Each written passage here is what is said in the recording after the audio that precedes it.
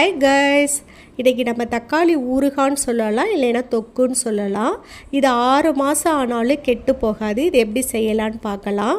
1 kilo தக்காளி வாங்கிட்டு அந்த தக்காளியை கட் பண்ணி அதுக்கப்புறம் என்ன பண்ணணுன்னா கொஞ்சம் கல்லுப்பு சேர்த்து அதை நல்லா பிசைஞ்சி அந்த சாறு தனியாகவும் அந்த சதையோடு இருக்க தோல் தனியாகவும் எடுத்துகிட்டு அந்த தோல் பகுதியை வெயிலில் வந்து காய வச்சிடணும். ஒரு நாளைக்கு அந்த சாறில் ஒரு எலுமிச்சை அளவு புளி போட்டு அதை அப்படியே தனியாக ஊற வச்சிடணும். சாயந்தரம் நல்லா காஞ்ச பிறகு அந்த தக்காளி இதை எடுத்துக்கணும்.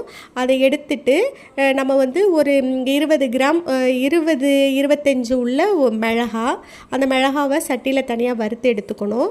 கொஞ்சம் வெந்தயம், கொஞ்சம் கடுகு, அது ரெண்டையும் தனியாக வறுத்து எடுத்துக்கணும். எடுத்துட்டு அதை என்ன பண்ணணுன்னாக்கும் இந்த மிளகா, வெந்தயம், கடுகு எல்லாத்தையும் வந்து நல்லா இந்த மாதிரி ஒரு அளவுக்கு கொஞ்சோண்டு குறன்னு இருந்தால் போதும். அந்த ஸ்டேஜில் அரைச்சி எடுத்துக்கணும். அதே போல் அந்த புளி ஏற்கனவே ஊற வச்சு சாறு வச்சுருந்தோம் இல்லையா, அது அந்த தக்காளியை அரைச்சி எடுத்துட்டு சட்டியில் ஒரு 200 ml நல்லெண்ணெய் விட்டு அதில் வந்து கொஞ்சம் கடுகு மட்டும் தாளிச்சிட்டு இதை நீங்கள் என்ன பண்ணணுன்னா இந்த தக்காளி விழுதை வந்து அதில் போட்டு நல்லா கிளறி விடணும். நல்லா கிளறி விட்டுட்டு நம்ம அதில் எல்லாமே சேர்த்து தான் அரைச்சிட்டோம்ல, அதுக்கப்புறம் நீங்கள் அந்த பொடிச்சு வச்சுருக்கீங்கள அதை வந்து அது மேலே வந்து கொஞ்சம் கொஞ்சமாக போடணும்.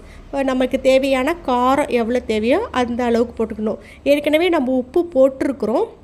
உப்பு பத்தலை அப்படின்னா கொஞ்சமாக நம்ம ஆட் பண்ணிக்கலாம். அப்போ வந்து பெருங்காயத்தூள் வந்து பார்த்திங்கன்னா ஒரு 10 கிராம் அளவுள்ள பெருங்காயத்தூளும் அதில் போட்டு நம்ம வந்து எண்ணெய் பிரியிற அளவுக்கு விட்டுடணும். இந்த தொக்கு வந்து ரொம்ப வந்து டேஸ்ட்டாக இருக்குங்க. இது வந்து பேச்சுலர்ஸ்க்கு வந்து ரொம்ப ஹெல்ப்ஃபுல்லாக இருக்கும். இது சுடு சாதத்தில் போட்டு நம்ம சாப்பிட்லாம், சப்பாத்திக்கு தொட்டுக்கிட்டு சாப்பிட்லாம்.